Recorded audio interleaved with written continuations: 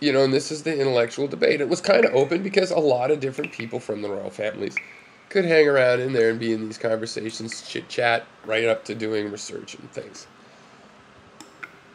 Okay, and it's spread out to academia.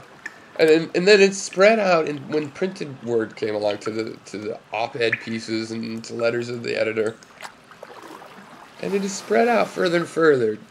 Call-in radio. And now with the internet, anybody,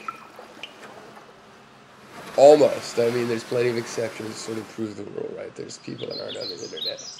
You can go to an internet cafe.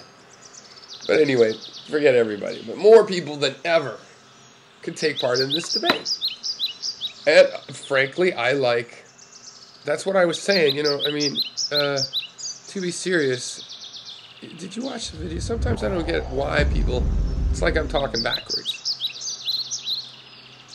Are we really publishing research results here on YouTube? Well, you know, philosophers don't publish research results. They just publish their ideas. Yes, we are publishing our ideas. Do we have to treat them as carefully as people? Well, not in every respect, but in this respect, it's pretty good. Let's leave it up there so people can see what happened. You know, and it's like Cable Slip says.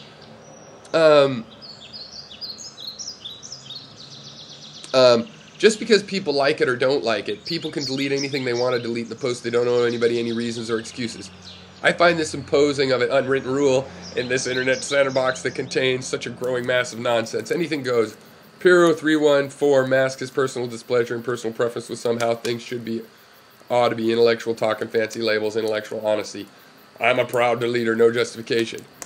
My answer was, to me, it means you can't stand behind your words. I do not really want to converse with someone that won't stand behind their words, whatever the reason. You know, and Cable Slip understands that. He says, I get that. Okay, so the thing is, and he admits that in this context, he doesn't stand behind his words. Well, okay.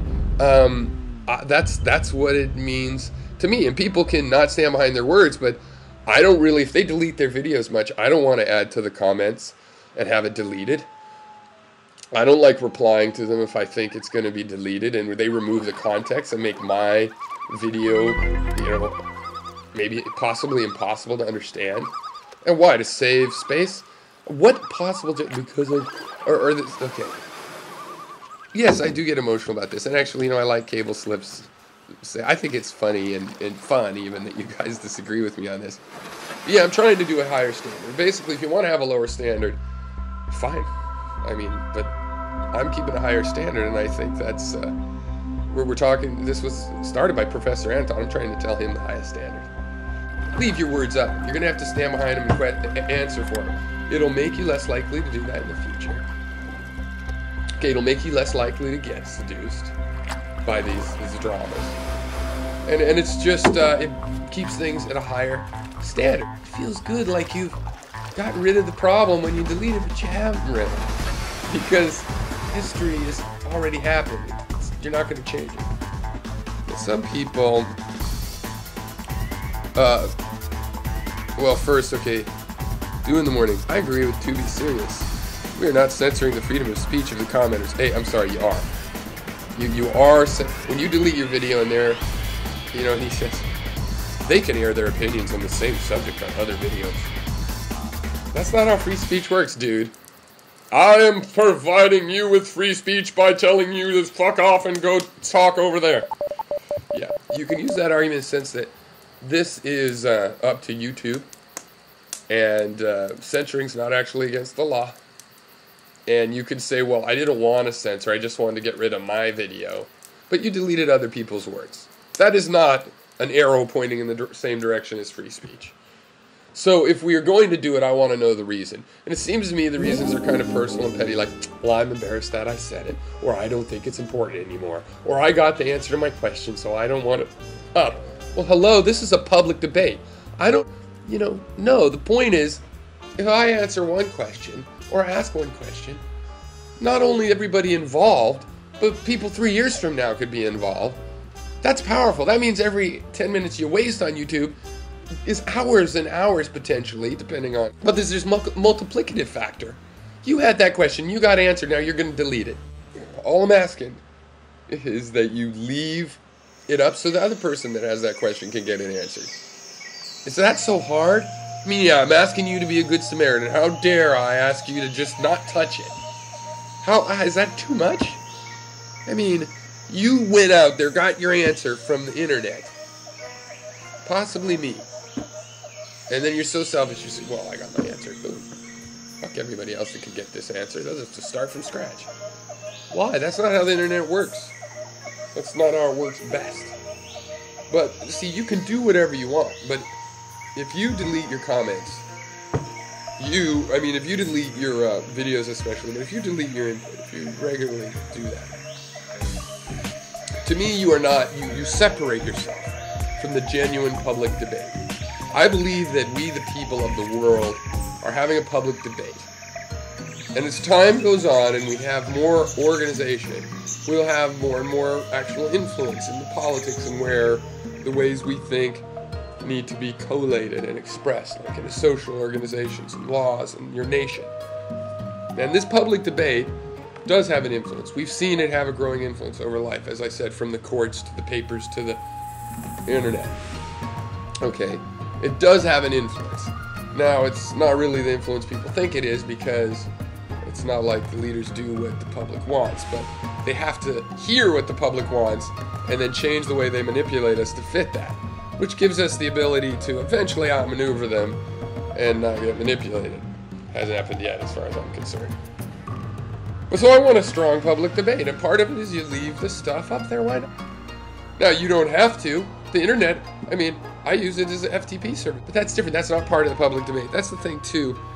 People are saying down here, the question, you seem to have quite definite ideas. I mean, almost hard, like, I do. This is a part of my information must be free kind of. Information lives on. Once you create information, it's free. Okay, so question is, what about an artist burning old paint? This is Hyper Seuton. Or Seuton.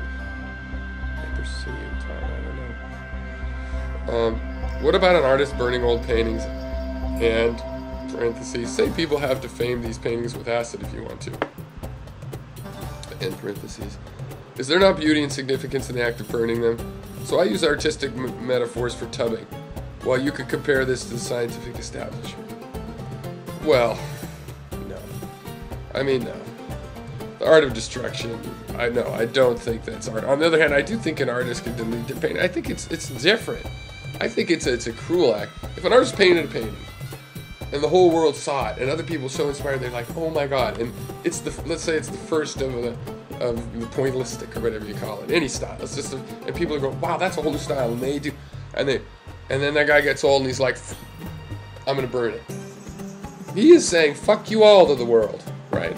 And you're saying that's why that's art, because he wanted to send the message of fuck the whole world that loved his painting, I don't love you. Yeah, and as an artist, you have the right to do that. But I think it does suck. You added something to the culture, and since you hate the culture, I guess, in some level, you say, well, I'm going to destroy it.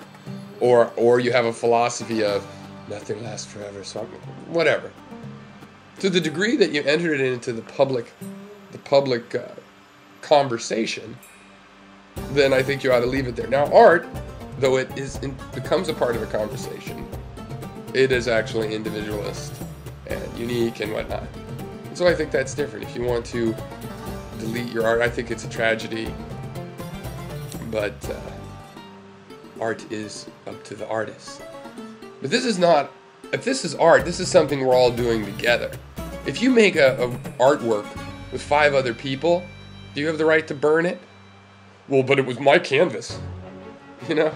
I don't think so.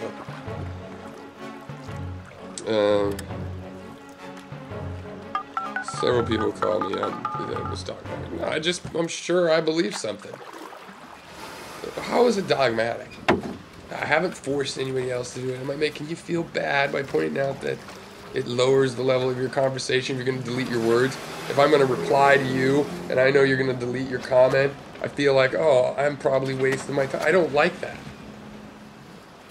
And I think it cheapens the conversation that you're not standing by your words. I mean, maybe that hurts your feelings, but how is that dogmatic?